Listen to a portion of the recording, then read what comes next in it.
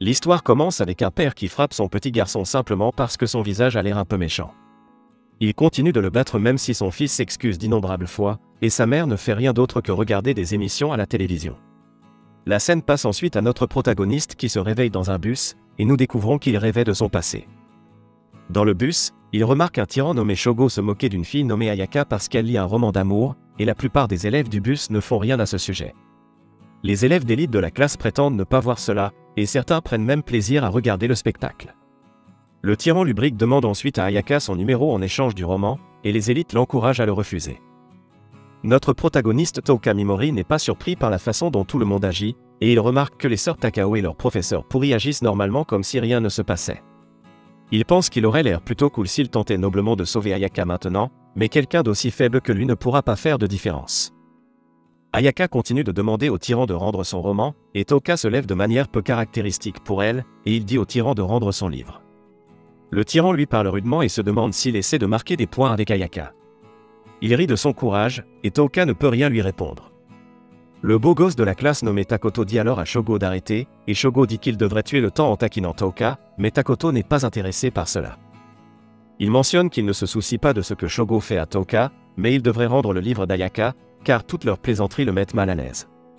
Le tyran s'excuse alors auprès d'Ayaka, il rend son livre, et tous s'assoient. Le tyran change de cible et commence à ennuyer un garçon effrayé nommé Yasu. Leur professeur pourri lui dit d'arrêter, mais il poussera Yasu au suicide. Il déclare que si Yasu va se suicider, il devrait le faire quand il ne sera plus leur professeur, et il se rendort. Touka pense alors que c'était hors de caractère pour lui d'intervenir ainsi, et il se demande si c'était à cause du rêve qu'il vient de faire. Nous entendons ensuite un sortilège feint être lancé, et tout le monde dans le bus est téléporté dans un autre monde. Ils se demandent tous frénétiquement où ils sont, et une fille se présente comme la déesse nommée Vicious, et elle les accueille tous en tant que héros. Elle explique que dans ce monde, chaque fois que le grand empire démoniaque apparaît, ils invoquent des héros d'un autre monde. Il y a environ 200 ans, les héros qu'ils ont invoqués ont réussi à mettre fin au grand empire démoniaque, mais il a de nouveau ressurgi. Ils sont les héros choisis pour leur prêter main forte, et les étudiants sont confus d'entendre tout cela. Ils se demandent si c'est une sorte de blague, et ils remarquent qu'ils ne captent même pas de signal sur leur téléphone. Le professeur pourri reluque la déesse et dit à ses étudiants de se calmer et de l'écouter. Touka remarque ensuite l'architecture ancienne de la salle et les armes que portent les chevaliers, et il se demande s'il s'agit vraiment d'un autre monde. Takoto demande ce qui se passera s'ils refusent de les aider, et la déesse mentionne qu'ils ne pourront jamais retourner dans leur monde dans ce cas. Takoto demande s'il y a un moyen de revenir, et la déesse explique que le rituel d'invocation inversée nécessite un élément spécial connu sous le nom d'essence du roi démon, et actuellement il n'y a que 2 méthodes pour l'obtenir. La première est d'obtenir le cœur du roi démon, qui est la source de l'essence du roi démon, et la seconde est de collecter l'essence du roi démon en utilisant un cristal spécial après avoir tué le roi démon. Shogo mentionne que cela semble vraiment pratique pour elle, et il déclare que le grand empire démoniaque n'a rien à voir avec eux. La déesse se met alors à genoux et supplie les héros de sauver son monde. Ayaka lui demande comment ils sont censés l'aider, car ils n'ont pas de pouvoirs spéciaux, et la déesse leur dit qu'ils possèdent des pouvoirs spéciaux que les humains normaux n'ont pas. Les étudiants sont surpris d'entendre cela, car ils n'ont jamais eu l'impression de posséder des pouvoirs spéciaux, et le tyran se demande si la déesse ne leur fait pas simplement une blague.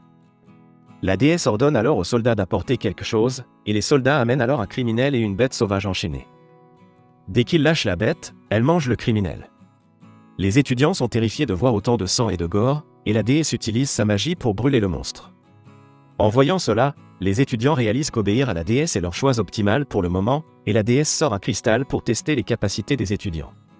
Elle les teste un par un, et elle découvre à quel point chacun est talentueux. Le tyran mesure alors sa capacité, et il fait briller le cristal plus que quiconque.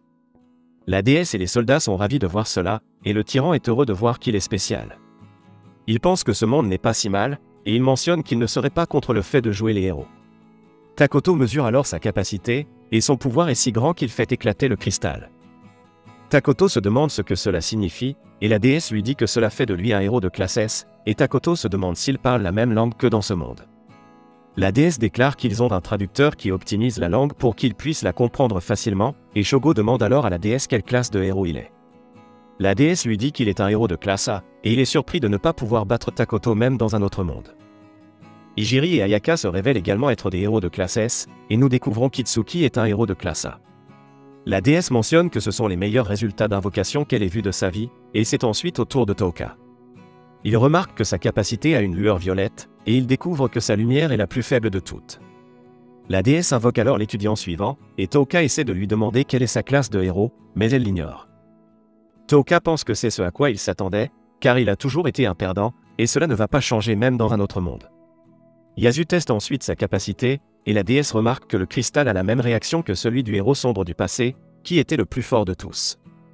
En voyant cela, Yasu affiche un sourire inquiétant et il déclare que son heure est enfin venue. Ensuite, la déesse leur apprend à ouvrir leurs fenêtres de statut, et Touka remarque que ses statistiques sont vraiment basses. Il découvre qu'il a la compétence unique d'infliger des altérations de statut, et la déesse explique que les compétences uniques sont des compétences spéciales que seul l'individu particulier peut utiliser, et certains peuvent déjà en posséder une, mais ils peuvent les éveiller plus tard également. Le tyran se lasse alors des explications, et il dit à la déesse de les laisser se reposer, et le professeur pourri déclare qu'il devrait parler respectueusement à la déesse. Le tyran dit au professeur de se taire car il n'est qu'un héros de classe D, et il se tient en dessous de lui, un héros de classe A. La déesse déclare qu'ils ont un autre rituel spécial à accomplir, et elle appelle Touka en avant. Elle lui fait entrer dans un cercle magique, et elle mentionne que dans le passé, le héros le plus faible a toujours tiré vers le bas tout le groupe, donc à un certain point, ils ont décidé de traiter avec de tels héros avant qu'ils ne deviennent une nuisance. Elle mentionne qu'elle sait que les éliminer soudainement sur le champ est un choc pour les autres héros, donc ils ont décidé qu'ils devraient accorder même au héros le plus bas une chance. Touka se demande ce qu'elle veut dire, et la déesse lui dit que le cercle sur lequel il se tient va le téléporter dans un ensemble de ruines, et s'il parvient à survivre et à revenir à la surface, elle n'interférera plus avec lui. Touka se demande si ces ruines sont dangereuses, et la déesse déclare qu'ils ont envoyé de nombreux criminels dangereux et héros dans ces ruines, et aucun d'eux n'est revenu vivant.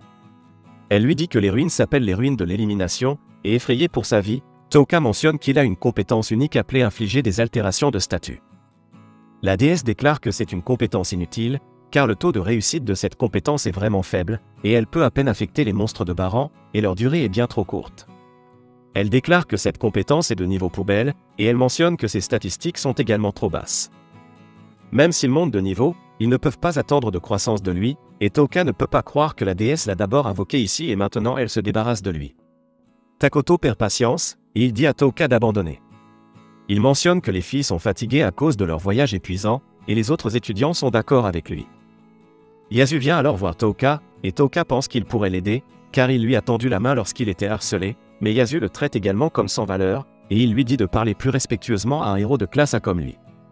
Il lui dit d'abandonner et d'accepter son sort pourri, et la déesse commence le rituel de téléportation. Elle mentionne que chaque héros est censé recevoir un objet unique, et elle lui donne un sac en cuir pathétique qui ne peut rien faire d'autre que briller lorsqu'il y met de la magie. Ayaka tente alors de défendre Touka, mais la déesse la frappe et elle dit aux autres qu'ils devraient graver cette vue dans leurs yeux, car c'est ce qui va arriver aux perdants. Touka s'énerve alors contre la déesse, et il essaie de la paralyser, mais elle le bloque. Elle mentionne que sa compétence n'est pas assez puissante pour fonctionner sur elle, et elle a également une barrière de protection autour d'elle qui est active en permanence. Elle fournit une défense totale contre les altérations de statut, et les autres étudiants disent alors à Touka d'arrêter de leur faire perdre leur temps, et de disparaître déjà. En voyant cela, les sœurs Takao pensent que tout le monde ici est une ordure, mais elles ne font rien non plus pour arrêter cela. La déesse demande alors à Touka s'il a des derniers mots, et il se souvient que lorsqu'il était jeune, son moi intérieur lui disait qu'il n'y avait aucun intérêt à faire semblant d'être inoffensif, car il allait être blessé de toute façon. Il lui disait qu'il devrait montrer son vrai moi qu'il a réprimé tout ce temps, et il dit à la déesse qu'il va la tuer s'il parvient à revenir vivant, et il se téléporte de là.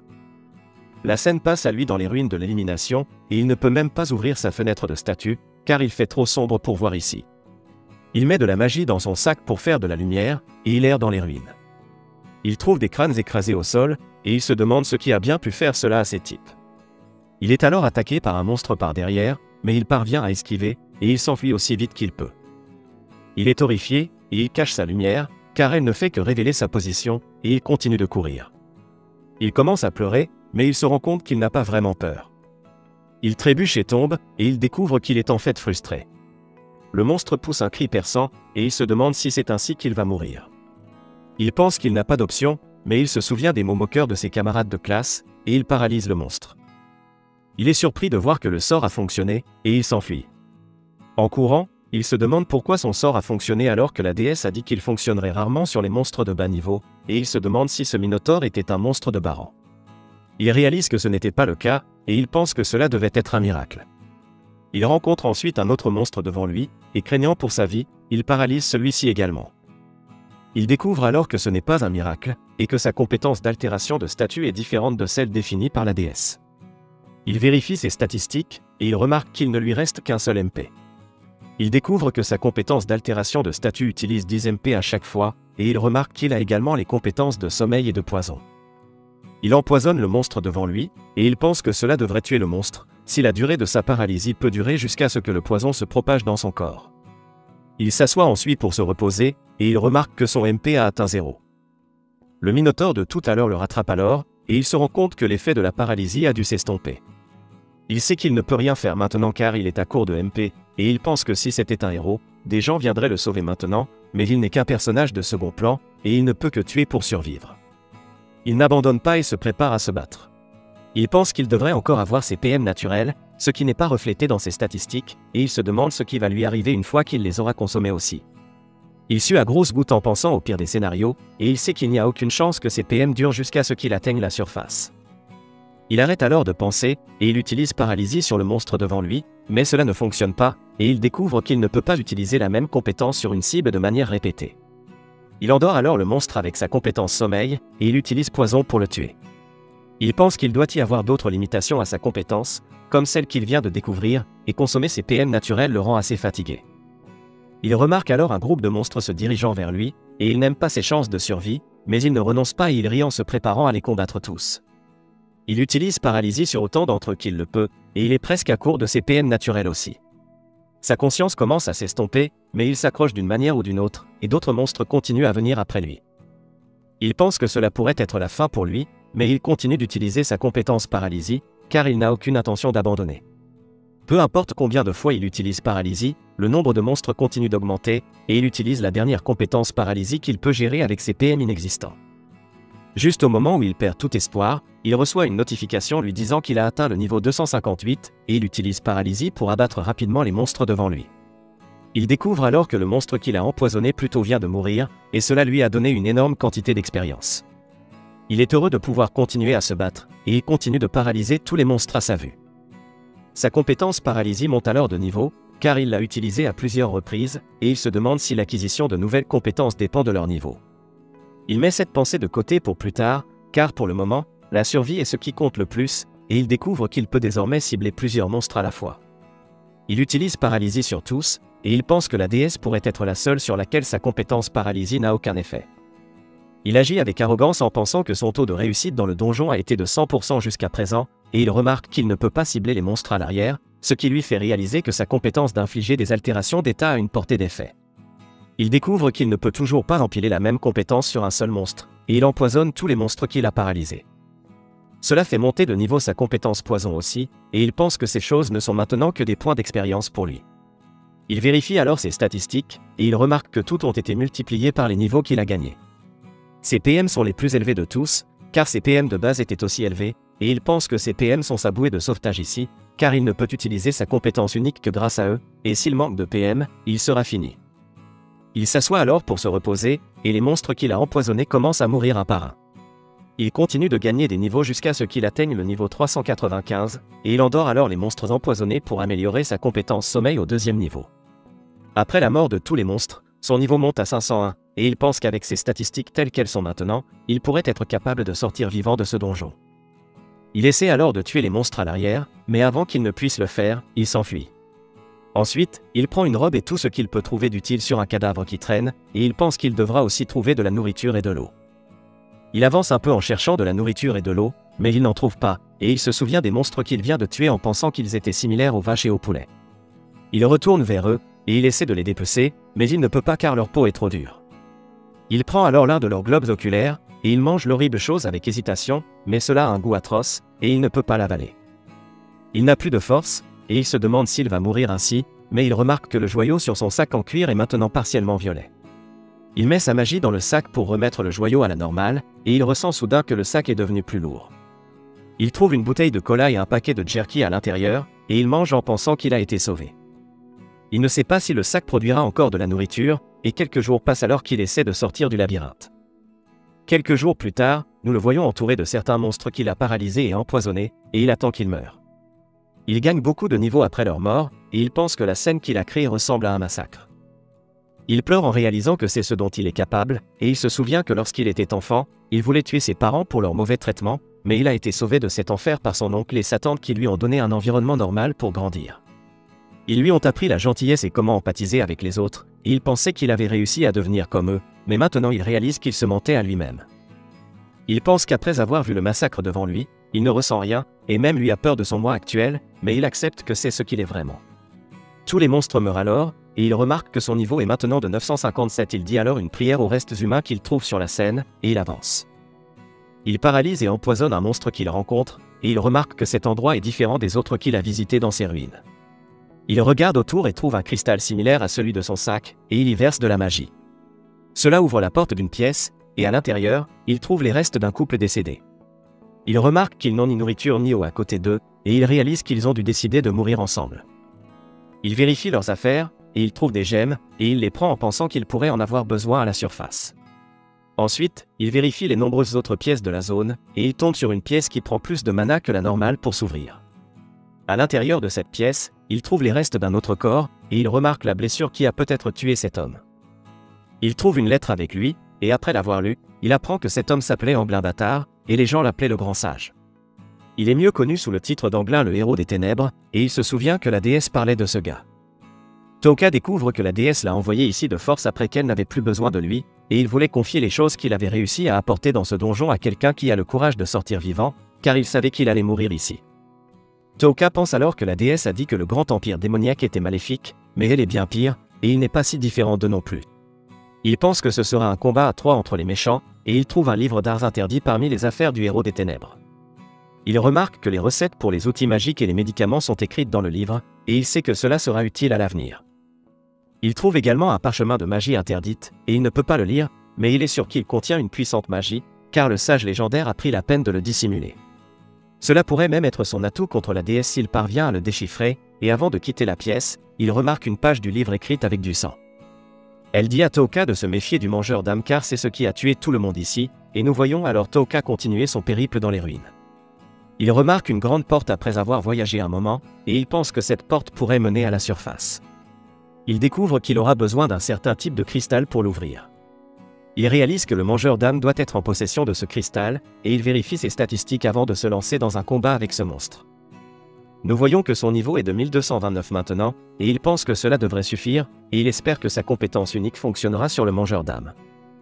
Il remarque alors un visage avec le cristal dont il a besoin sur le front, et il réalise que ce doit être le mangeur d'âmes. Il essaie d'utiliser paralysie sur le monstre, mais le monstre tire un rayon et blesse sa main, au moment où il remarque qu'il utilise une compétence.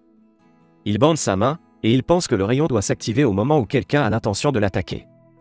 Il découvre que le monstre n'a aucune ouverture, et il se demande ce qu'il peut faire. Il doit prononcer le nom d'une compétence pour l'activer, mais ce monstre ne lui laisse pas assez de temps pour le faire. Il ne peut même pas le cibler de plus loin que cela, car c'est la portée maximale de sa compétence unique, et il se demande s'il doit encore monter de niveau avant de pouvoir affronter cette chose. Il réalise que cela ne fera aucune différence s'il ne peut même pas utiliser sa compétence unique en premier lieu, et le monstre commence alors à bouger. Toka pense que le mangeur d'âmes doit être la raison pour laquelle personne n'a jamais réussi à sortir d'ici vivant, et comme cette chose règne sur les ruines, il pourrait être capable de sortir après l'avoir vaincu. Pendant ce temps, à l'extérieur des ruines, nous voyons une fille courir pour échapper à ses poursuivants, et en se tenant devant les ruines de l'élimination, elle pense qu'elle pourrait peut-être échapper à ses poursuivants en se cachant ici. De retour dans les ruines, le mangeur d'âmes ne tire pas sur Toka même s'il sait où il est, et une matière gluante et grossière sort de sa bouche. La matière gluante se transforme en une sorte de monstre, et Toka réalise que le mangeur d'âmes lui montre les visages des autres humains et les expressions qu'ils avaient avant leur mort.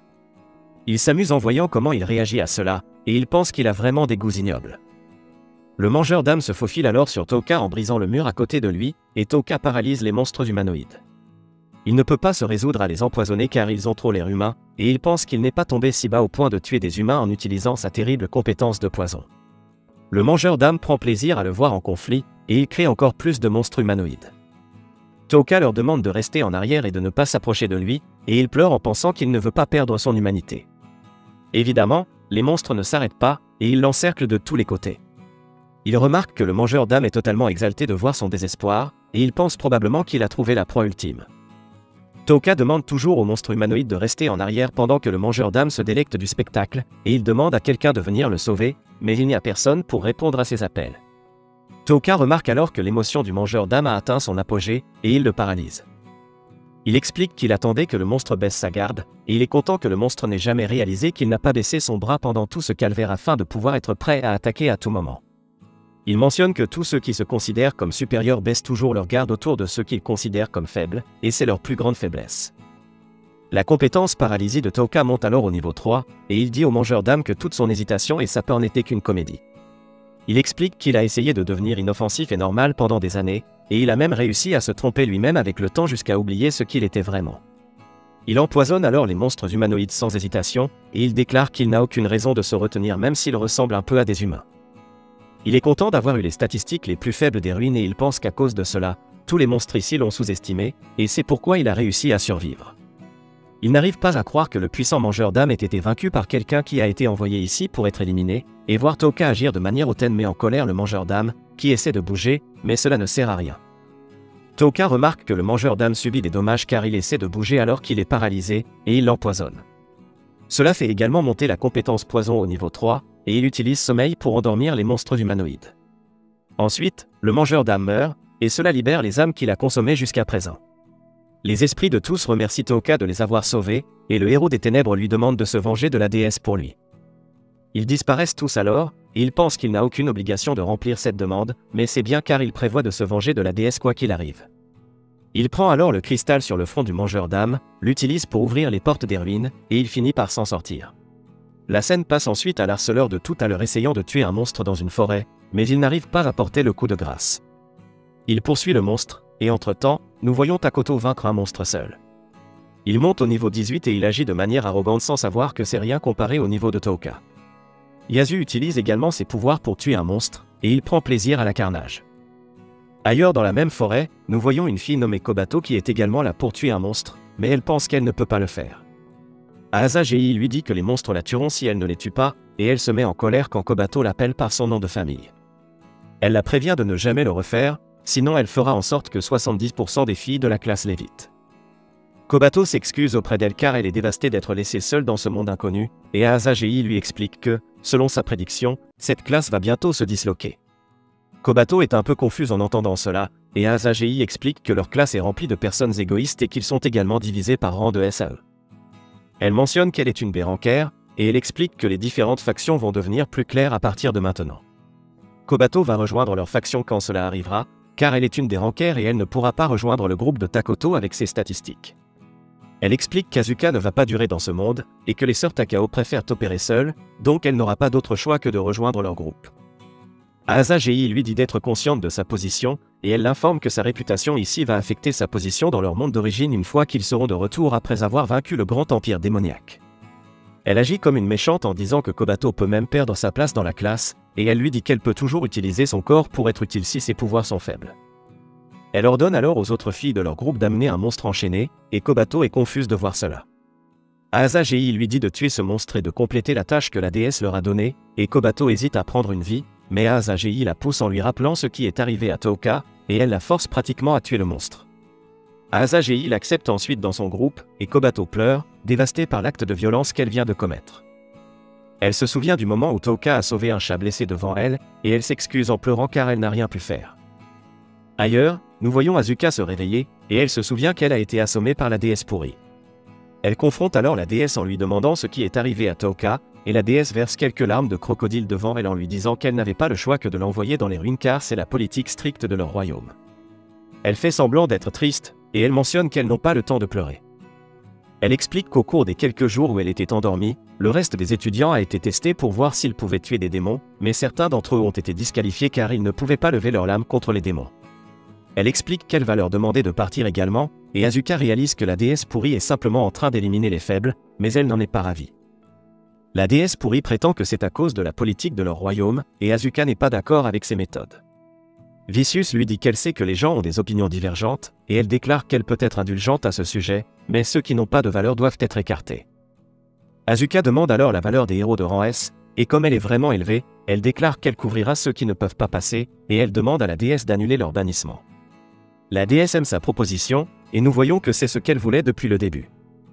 Elle dit à Asuka qu'elle devrait faire la paix en se serrant la main, et elle s'excuse de lui avoir donné un coup de poing dans le ventre, bien qu'elle laisse entendre qu'elle n'est pas vraiment désolée. Asuka lui serre la main à contre ses yeux en acceptant de travailler avec elle, et plus tard, elle pense que ses mains étaient vraiment froides. Pendant ce temps, près des ruines, nous voyons la fille de tout à l'heure fuir à nouveau ses poursuivants, et elle pensait les avoir semés, mais elle remarque qu'ils sont toujours à ses trousses. Nous voyons que ses poursuivants sont un groupe appelé les White Walkers, et l'un d'eux suit la piste de la fille en remarquant les indices qu'elle a laissés derrière elle. Il pense qu'elle est vraiment nulle pour se cacher, et il mentionne qu'ils vont apprécier de la poursuivre. Il déclare avec arrogance qu'il devrait lui faire comprendre que fuir leur groupe est inutile, et ailleurs, nous voyons Toka à l'extérieur des ruines. Il vérifie ses statistiques, et nous voyons qu'il a maintenant un niveau de 1789, et son MP est si élevé qu'il est sur le point de déborder de l'écran des statistiques. Il remarque que maintenant que sa paralysie a atteint le niveau 3, il peut la régler pour paralyser partiellement seulement la tête, et il peut également régler son poison pour qu'il soit létal ou non létal. Il pense à tester cela sur les démons à proximité, et il souhaite aussi avoir une épée. Il espère une épée qui peut également servir de bouclier et gérer l'avant-garde, et il entre dans la forêt à proximité et il entend du bruit. Il remarque des slims devant lui, et il découvre que des gros slims intimident un bébé slim qui est différent d'eux. Il s'acharne sur le bébé slim, mais il les combat tous en même temps. En voyant cela, Toka pense que ce slim a du cran, et il ressent de la sympathie pour le petit gars car il est similaire à lui. Il paralyse alors tous les slims en même temps, et il utilise sa compétence de poison sur chacun d'eux sauf le bébé slim. Il vérifie comment il peut changer l'attribut du poison, et il libère les gros slims de la paralysie en leur demandant de partir s'ils ne veulent pas être détruits. Ils partent immédiatement, et il dit ensuite au bébé slim qu'il va le libérer de la paralysie maintenant, et il lui assure qu'il ne va pas lui faire de mal. Avant de le libérer, il s'excuse de ne pas être venu à son secours plus tôt, et il le félicite d'avoir affronté les autres slims avec tant de courage. Il libère ensuite la paralysie en lui demandant de ne pas l'attaquer, et il essaie de partir en disant au slim de vivre fort, mais le slim le suit. Toka n'est pas très heureux de cela, mais il sait que ce slim est aussi un paria tout comme lui, et il décide de l'emmener avec lui pour former une équipe de perdants. Ensuite, nous voyons la fille de tout à l'heure qui est contente d'avoir pris de la distance par rapport à ses poursuivants, mais elle peut toujours sentir leur présence. Elle se rend compte qu'ils attendent juste qu'elle soit épuisée, et elle sait que c'est ainsi que les White Walkers gèrent leur proie. Nous voyons ensuite Toka lire le livre des arts interdits, et il demande au slim de surveiller ses arrières. Il pense que le prendre avec lui en vaut la peine s'il peut surveiller ses arrières, et il remarque qu'il y a un médicament répertorié dans le livre qui peut rendre les slims plus forts. Il pense qu'Anglin devait craindre que ce livre puisse être utilisé à des fins maléfiques, et c'est pourquoi il l'a caché. Il dit alors au slim qu'il va consacrer sa vie à se venger de cette déesse pourrie, et il lui demande s'il veut l'accompagner avec ses motifs égoïstes en tête. Le slim est complètement sûr de vouloir le suivre, et Toka le nomme Piggy Maru en fonction du son qu'il fait. Le slim aime son nouveau nom, et Toka pense sérieusement qu'il est prêt à faire tout ce qu'il peut tant qu'il peut battre la déesse à plate couture. Il déclare qu'il va se venger, et nous voyons que les poursuivants de la fille se rapprochent maintenant d'elle. Elle ne peut pas les semer, et elle pense qu'elle devra utiliser son atout. Elle enfile son équipement spirituel appelé Spirit Regalia, et elle se prépare à se battre, mais avant de la rencontrer, les White Walkers tombent sur Toka. Il fait semblant d'avoir peur en voyant autant d'hommes armés, et ils essaient de le dépouiller de ses objets de valeur, car ils n'aiment pas son apparence sale. L'un d'eux déclare qu'ils l'épargneront s'il se rend sans se battre, mais l'autre veut le tuer de toute façon. Leur capitaine leur dit de faire ce qu'ils veulent, mais il leur demande de faire vite, car ils doivent poursuivre la fille aussi. Ils sont d'accord avec lui, car ils pensent que torturer les gars n'est pas amusant, et ils doivent aussi attraper cette fille. Ils parlent ensuite de faire des choses horribles à la fille qu'ils vont capturer, et Toka essaie de s'éloigner lentement de ce pétrin, mais il le remarque en train de reculer. Il leur demande de le laisser partir avec peur, et il lève la main, comme prévu. L'un des White Walkers essaie alors d'attaquer Toka, mais il utilise sa capacité de paralysie pour l'arrêter, et les autres sont surpris de voir cela. Toka est content de voir que sa capacité fonctionne aussi sur les humains, et il se rend compte que la déesse est la seule exception. Il mentionne ensuite avec arrogance que les White Walkers sont encore moins intimidants que les monstres des ruines, mais que leur nature est mauvaise, tout comme les monstres. Il se rend compte qu'ils sont tous des déchets, et il remarque que son copain Slim est aussi en colère. Il pense que cela ne le dérangera même pas de tuer ces types, et il les empoisonne en disant qu'il n'a aucun scrupule à tuer des humains. Après leur mort, il fouille leurs affaires pour récupérer tout ce qui est utile, et il peut sentir qu'il y a un autre humain près de lui.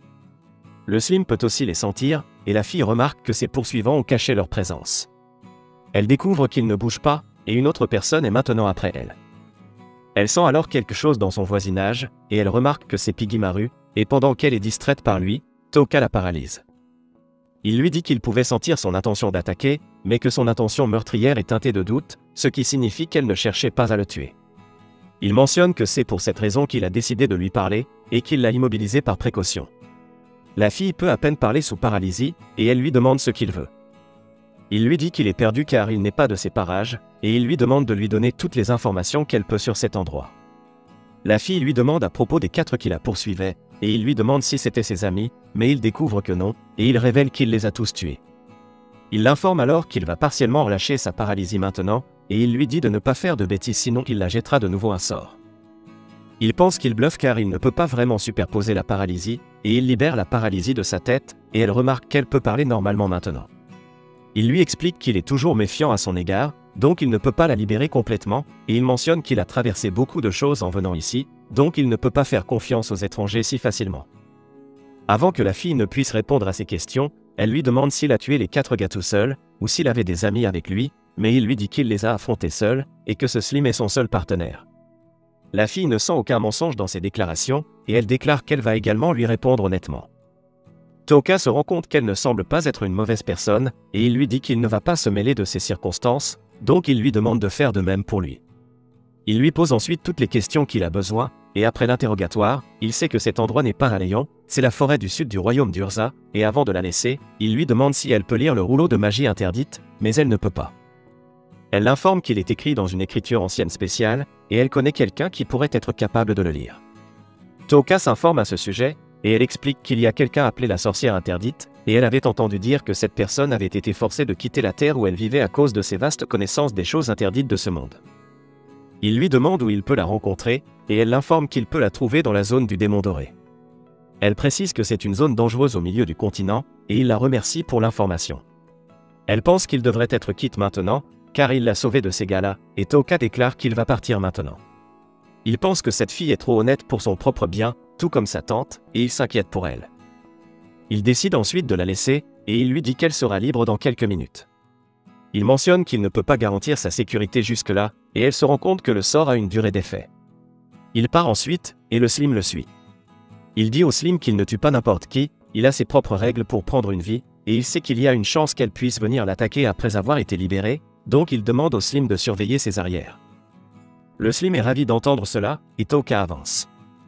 Pendant ce temps, dans une ville, nous voyons des chasseurs de primes remarquer une affiche de prime de la fille, et ils remarquent que la prime est vraiment élevée. Ils expliquent que c'est parce qu'elle était une chevalière sacrée du royaume de Neya, qui a été détruit par Bakuo, et elle est aussi une ancienne princesse d'une nation de hauts elfes. Ils pensent qu'il n'y a aucun moyen pour que quiconque la capture ne pose pas ses mains sur elle, et nous découvrons que le nom de la fille sera Ashra. La scène se déroule ensuite dans la ville de Mille, et Toka essaie d'entrer dans la ville, mais les gardes à la porte lui posent des questions avant de le laisser passer. Il se demande s'il est un mercenaire venu répondre à l'appel pour conquérir le donjon. Toka fait semblant de l'être et il loue la ville en disant qu'elle est vraiment florissante. La garde féminine n'aime pas sa prononciation du nom de la ville, et elle l'appelle un paysan pour cela. Elle le laisse passer ensuite, car le marquis veut autant de mercenaires que possible pour conquérir les ruines, et Toka pense que la sécurité ici est trop laxiste, car ils n'ont même pas vérifié ses bagages. Il est content que les choses se passent bien, et il va à une auberge pour réserver une chambre. L'aubergiste lui indique le prix de la chambre, et Toka remarque qu'il ne le regarde pas favorablement. Il pense qu'il pourrait arranger cela avec de l'argent, et il dit à l'aubergiste qu'il a fait un long voyage, donc ses vêtements sont sales. Il lui offre de l'argent et se demande s'il peut lui donner quelque chose à porter et lui montrer où il peut laver ses vêtements. L'aubergiste accepte volontiers en voyant l'argent, et lorsqu'on lui demande, Toka utilise le pseudonyme Atiskol pour se présenter. Ensuite, nous voyons Toka sécher ses vêtements dans sa chambre, puis il sort pour faire un tour en ville. Il remarque que cette ville semble assez sûre, et les magasins autour sont typiques de ce qu'on pourrait voir dans une ville de fantasy occidentale. Il se demande s'il a devant des objets magiques, et il trouve aussi la guilde des aventuriers. Il termine sa reconnaissance pour aujourd'hui, et nous le voyons ensuite dîner à l'auberge. Il apprécie le goût de la cuisine d'un autre monde, et il remarque un groupe bruyant de personnes parlant fort en riant. Il pense que ce genre de groupe facilite l'espionnage pour recueillir des informations nécessaires. Il découvre que le groupe parle de quel régiment de chevaliers est le plus fort du pays. Chacun nomme un régiment différent, mais ils s'accordent finalement pour dire que le plus fort est celui des chevaliers du dragon noir de l'empire de Bakos, car ils ont anéanti l'empire sacré de Néa. Ils mentionnent que seulement 5 de leurs chevaliers sont aussi forts qu'une armée, et ils ont aussi le tueur de héros le plus fort de l'humanité de leur côté. Après avoir recueilli des informations, Toka se dirige vers sa chambre avec de la nourriture pour le Slim, et le Slim mange la nourriture. Il pense ensuite qu'il doit planifier son avenir, et il explique que sa priorité absolue en ce moment est de trouver quelqu'un qui peut lire le parchemin de magie interdite. Il sait que cela signifie qu'il devra trouver la sorcière interdite qui se cache dans la zone du démon doré, ou la terre des monstres aux yeux dorés. Il pense qu'il doit aussi préparer la solution de renforcement pour Piggymaru, et il se souvient que les gars d'avant parlaient aussi du labyrinthe, et qu'un nouveau niveau y a été découvert récemment. Il vérifie la recette de la solution de renforcement, et il découvre qu'il a besoin de poudre d'os d'un roi squelette pour la fabriquer. Il remarque que l'habitat du roi squelette est les ruines de Mille, et il décide de participer à l'expédition des ruines. Le lendemain, nous voyons beaucoup de gens rassemblés autour des ruines, et le marquis les salue tous. Il se présente sous le nom de Crédurclay, et il informe tout le monde qu'ils ont récemment découvert un nouveau niveau dans ces ruines. Il déclare qu'il aimerait qu'ils l'explorent, et que quiconque trouve le calice de l'œil de dragon recevra 300 pièces d'or. Il mentionne qu'il paiera également une bonne somme pour tout autre trésor qu'ils ramèneront, et il précise qu'ils pourront garder les matériaux des monstres qu'ils obtiendront. Touka est content d'apprendre qu'il pourra garder la poudre d'os pour lui, et le marquis demande aux participants de s'aligner et de s'enregistrer. En s'alignant pour le processus, Touka remarque un homme agaçant faire du tapage au sujet de la fille qu'il a rencontrée plus tôt. L'homme dit à la fille qu'elle est vraiment belle et gracieuse, et il se demande si elle est une personne de grande renommée. La fille lui demande de ne pas la déranger, mais l'homme détestable ne s'arrête pas, disant que sa voix est aussi magnifique, et il pense qu'elle pourrait être la capitaine des chevaliers d'une certaine nation. En entendant cela, les autres mercenaires se demandent si elle est Sora Ashra de l'Empire sacré de Néa, et Touka les entend, et il découvre que Sora Ashra est une capitaine chevalier elfe. L'homme agaçant mentionne qu'il a déjà rencontré Sora Ashra une fois, et elle était assez belle, mais elle l'a traité comme un déchet quand il a essayé de l'inviter à dîner. La fille ne se souvient pas d'avoir rencontré quelqu'un comme lui, et cela énerve l'homme, et en lorgnant son corps, il déclare qu'il n'y a aucun doute qu'elle est Sora Ashra. Il mentionne que si ce n'est pas elle, elle ne devrait avoir aucun problème à montrer ses oreilles à tout le monde, pour qu'il vérifie si elle est une elfe ou non. Il retire son capuchon, et il fanfaronne en révélant l'identité de la princesse chevalier, mais il remarque qu'elle n'a pas d'oreilles pointues. Touka confirme que c'est la femme qu'il a rencontrée dans la forêt, et la fille se présente sous le nom de Mist Baluka. L'homme détestable est surpris de voir cela, et il l'accuse injustement de se moquer de lui.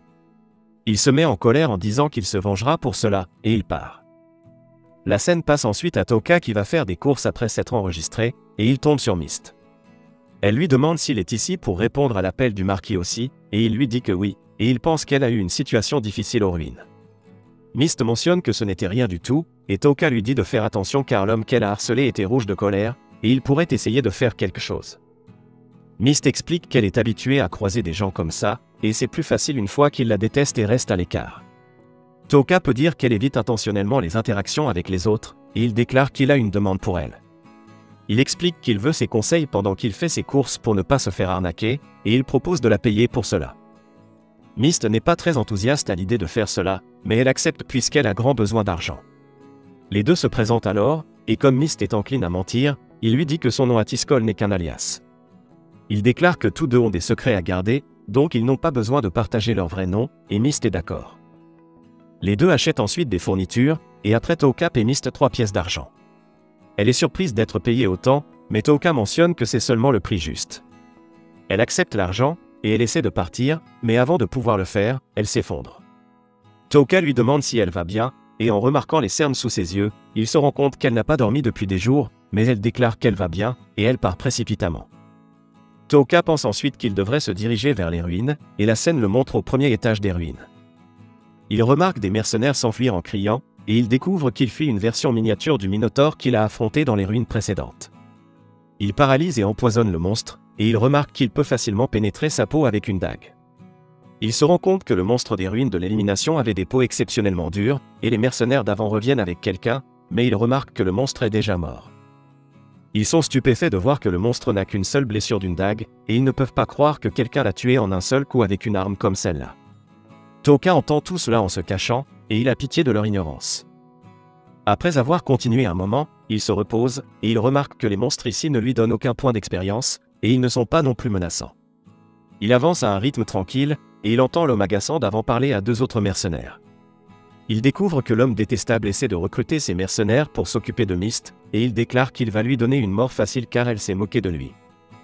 Nous découvrons qu'il est un psychopathe total, et il mentionne qu'il va transformer son visage suffisant en un visage tordu de désespoir, et la donner en pâture aux monstres du donjon.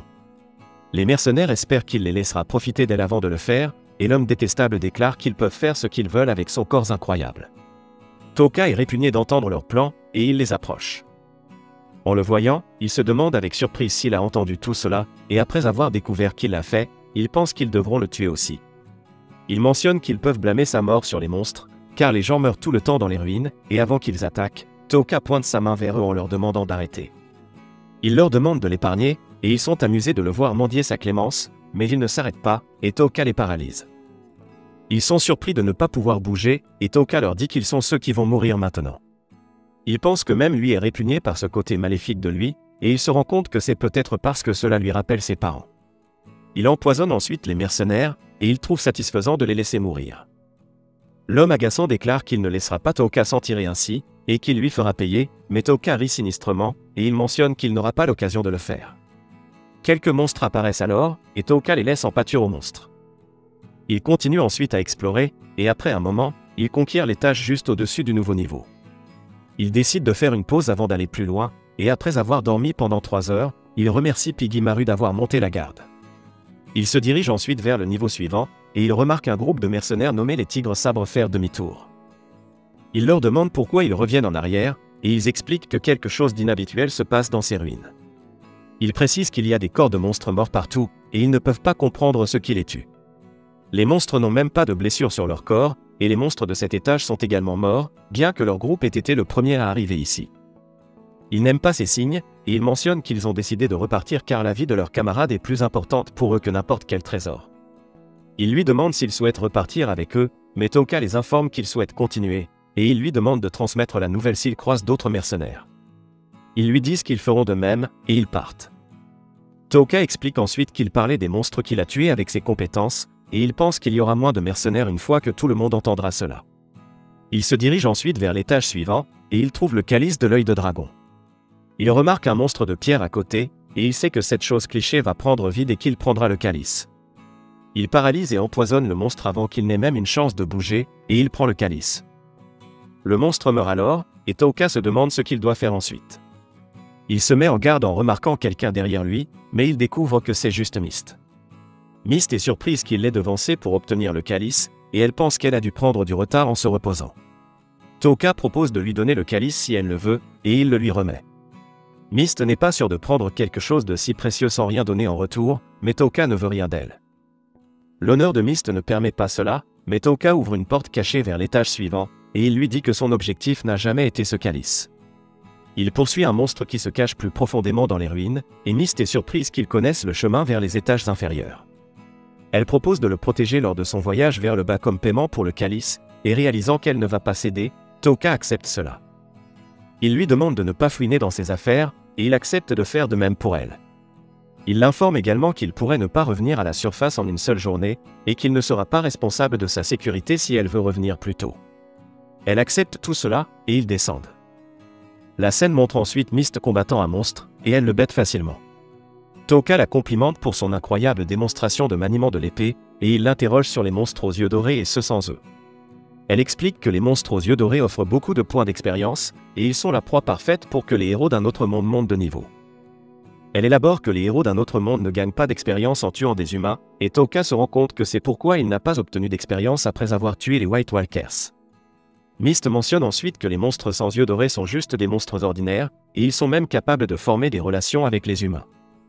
Elle explique que selon la légende, le roi démon rayonne une énergie spéciale connue sous le nom d'essence du roi démon, et les monstres influencés par elle deviennent aux yeux dorés. Les yeux dorés libèrent les instincts de violence que tous les monstres abritent, et Toka pense que la lueur dorée émise par Takoto pourrait être un signe de quelque chose. Ils entrent ensuite dans l'étage suivant, et Mist mentionne qu'elle sent un monstre près d'eux depuis un moment, mais qu'elle l'a ignoré car il n'est pas fort. Toka réalise qu'elle doit sentir Piggy-Maru, et il le lui présente. Il espère que les deux s'entendront bien, et elle trouve le slim mignon. Toka déclare ensuite qu'il devrait faire une pause ici, et Mist mentionne que Toka devrait dormir et qu'elle le réveillera quand il sera temps de partir. Toka lui conseille de se reposer aussi, car ce ne serait pas bon si elle s'effondrait en chemin. Elle comprend, et elle accepte de juste s'allonger, mais quand elle le fait, Toka la met à dormir en utilisant sa compétence. Il pense qu'elle devrait pouvoir se reposer maintenant, et cela fait disparaître son sort de dissimulation. En voyant son apparence elfique, Toka se rend compte qu'elle est vraiment Sora Ashra, et ailleurs, nous voyons des hommes trouver les affaires des White Walkers, car leurs corps ont déjà été mangés par des monstres.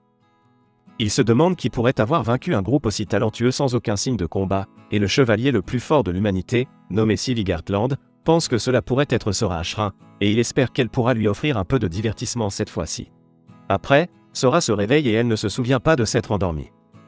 Elle est contente de voir que Tooka dort aussi et elle espère qu'il n'a pas vu sa véritable forme. Piggy Maru signale alors à Tooka que Sora est réveillé, et Tooka arrête de faire semblant de dormir. Tous les deux continuent ensuite leur voyage et ils arrivent dans une grande salle. En remarquant qu'il n'y a personne à l'intérieur, Tooka pense que le résident de cette pièce est peut-être allé ailleurs, puis ils entendent un bruit. Tooka dit à Sora de reculer et tous deux s'éloignent de la pièce. Un roi squelette sort alors en brisant les murs de la pièce, et Sora pense que cette créature est bien au-dessus des autres monstres présents ici. Elle dit à Tooka qu'ils pourront le vaincre s'ils détruisent la partie brillante sous son menton, et Tooka réalise que c'est le point faible du monstre. Sora lui dit que ce monstre est trop puissant pour un soldat moyen, et même les tigres sabres pourraient à peine le vaincre. Tooka remarque que le monstre considère Myst comme la véritable menace ici, et il se demande comment ils vont l'attaquer. Sora se prépare à combattre et elle dit à Tooka qu'elle va utiliser un certain type de pouvoir pour améliorer ses capacités de base et ses armements physiques, et elle lui demande de garder cela secret. Tooka est trop concentré sur le monstre pour l'écouter, et il pense que ce monstre est fort, mais seulement comparé aux autres monstres ici.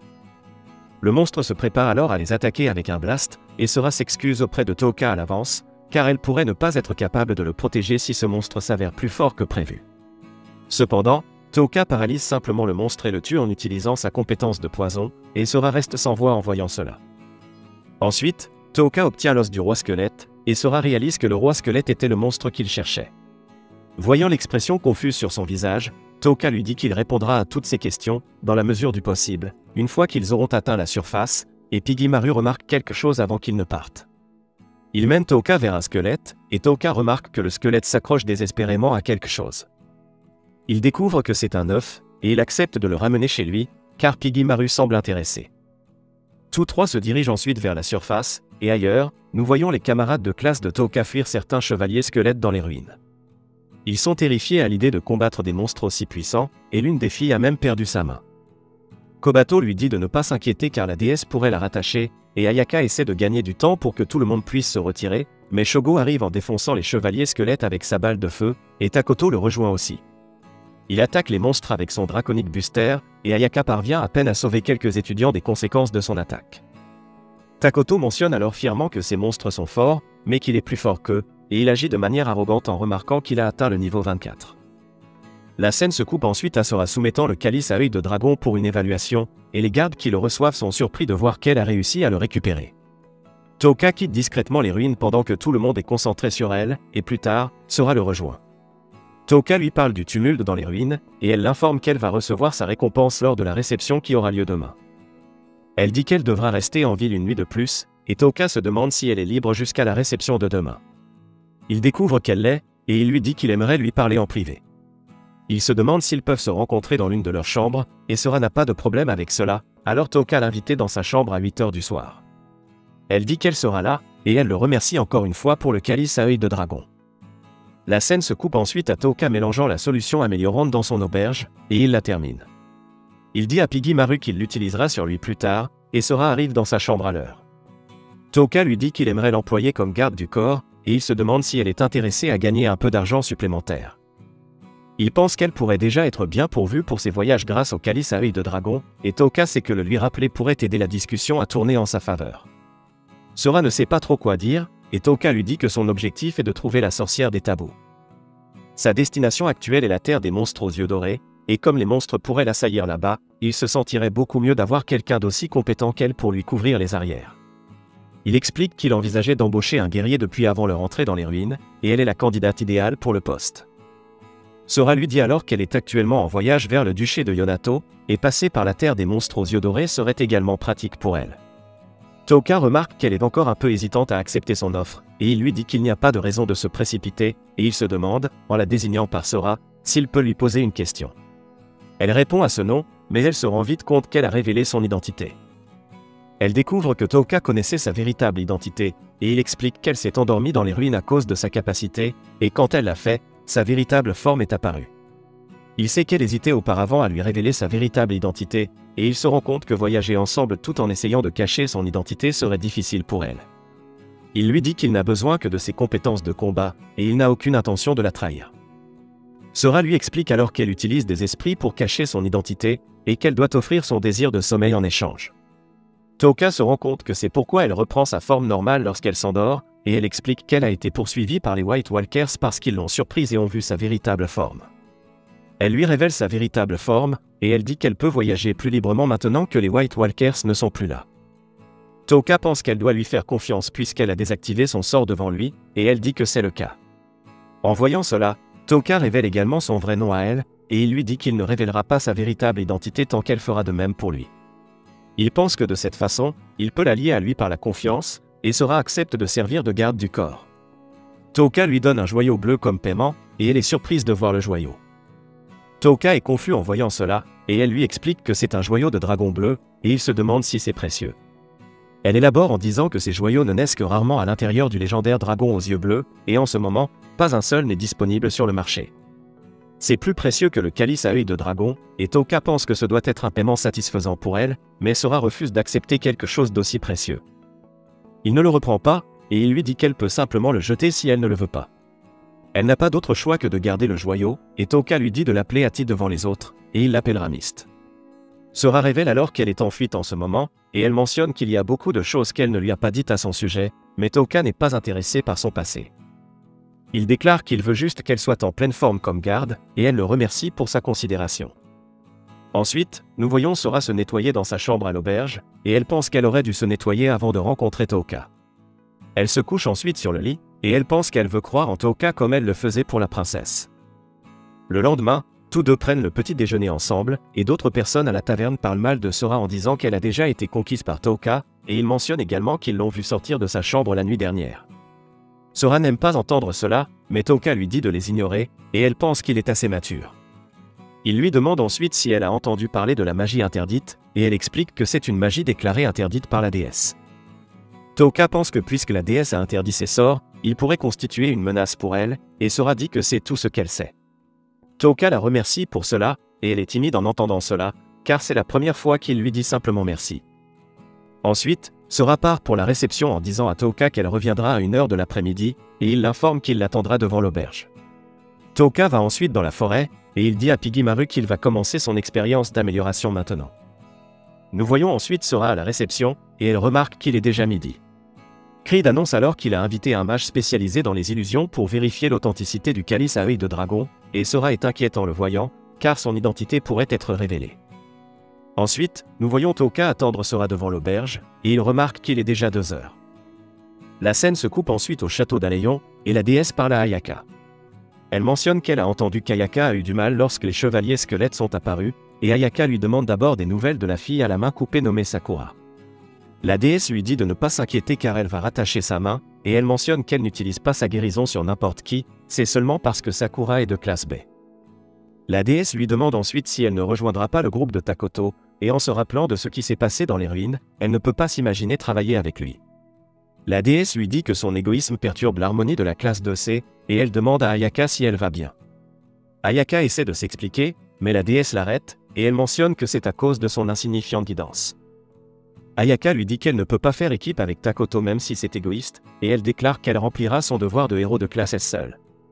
La déesse lui dit que dans ce cas, elle lui confiera les étudiants qui n'ont pas passé son épreuve, et Ayaka lui rappelle qu'elles ont réglé cette question lorsqu'elle a accepté de se battre à leur place. La déesse l'informe qu'elles ont reçu récemment un décret royal, et il appelle à la disposition de tous les héros qui ne peuvent pas se battre. Elle lui dit qu'elle est impuissante à changer cela, et Ayaka sait qu'elle se débarrassera d'eux si elle refuse, alors elle accepte de s'occuper d'eux. Elle essaie ensuite de partir, mais la déesse la stoppe, et elle lui dit qu'elle sera forcée de faire face à une réalité cruelle s'ils sont une gêne. Elle espère qu'ils iront bien, et Ayaka part après l'avoir remerciée pour sa préoccupation. Dès qu'elle part, la déesse affiche un visage méprisant, et elle est agacée par la haute maintenance d'Ayaka. Ensuite, nous voyons Tooka attendre encore Ayaka, et il se demande si quelque chose lui est arrivé, ou s'il l'a mal jugée. Il demande à Pigimaru ce qu'il en pense, et Pigimaru pense qu'elle est en difficulté. Tooka se dirige ensuite vers la réception, et en chemin, il entend des hommes dire que la femme qui a trouvé le calice à œil de dragon l'autre jour était en fait la chevalière princesse. De leur conversation, il découvre qu'elle a fui dans la forêt noire, et Tooka remarque des chevaliers dragons noirs dans le ciel, et il réalise qu'ils sont après Sora. Nous voyons ensuite Sora fuir les chevaliers dragons noirs, et les chevaliers dragons essaient de l'attaquer, mais elle esquive, et elle abat l'un d'eux en utilisant ses esprits du vent. Elle abat ensuite 2 autres chevaliers dragons qui se présentent à elle, et elle remarque qu'elle ne peut pas utiliser ses esprits de lumière pour se transformer car ils sont désorientés à cause du briseur d'illusions.